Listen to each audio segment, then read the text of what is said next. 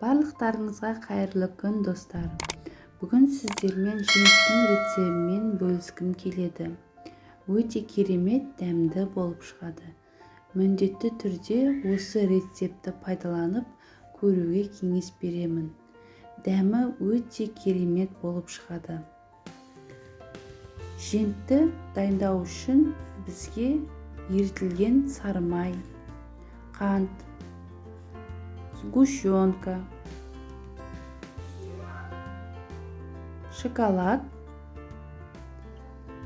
талқан керек болады.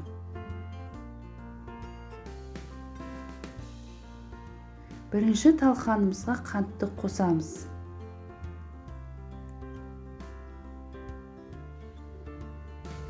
Және оны жақсылап араластырып аламыз.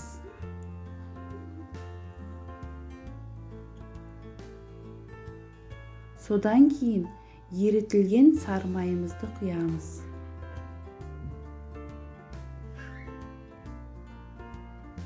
Тағы да жақсылап араластырып аламыз.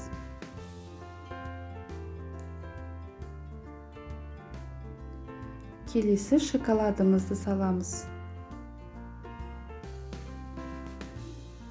Содан соң бізге сгущенкамызды қосамыз. Сгущенка бізге талқанымызды біріктіру үшін қажет.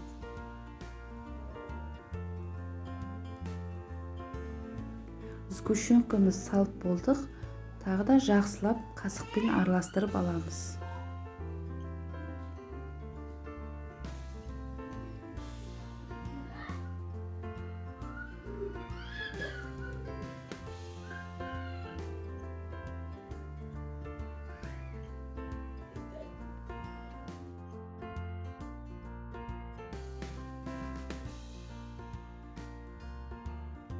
Қасықпен араластырған соң қолымен араластырамыз.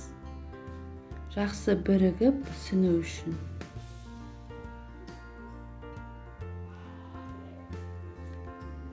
Міне мен жентті осындай арнайы формаларға саламын. Егер сіздерде ондай болмаса, жай ғана шұңғыл жалпақ табаққа салып, кейін кесіп пайдаланып жей берсеңіздер болады. Мен осындай формаға саламын. Өте әдемі болып шығады. Осылай қатты нығыздап үстін басу керек. Кейін формадан шыққан кезде өзінің көлемін, қалпын ұстап тұру үшін қажет. Барлығына осылай салып шығамыз.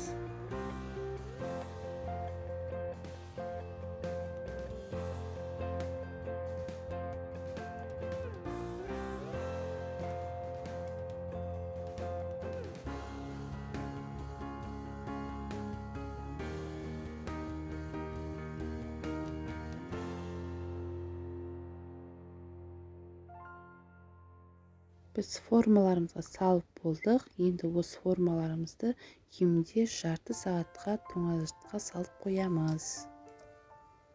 Мінекей достар, жентіміз дайын болды. Керемет, дәмді болып шықты.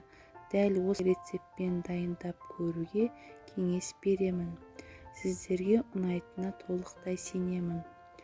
Видеоны соңына дейін көрсеңіздер, жүрекшені басып, маған тіркеліп кетулеріңізді сұраймын.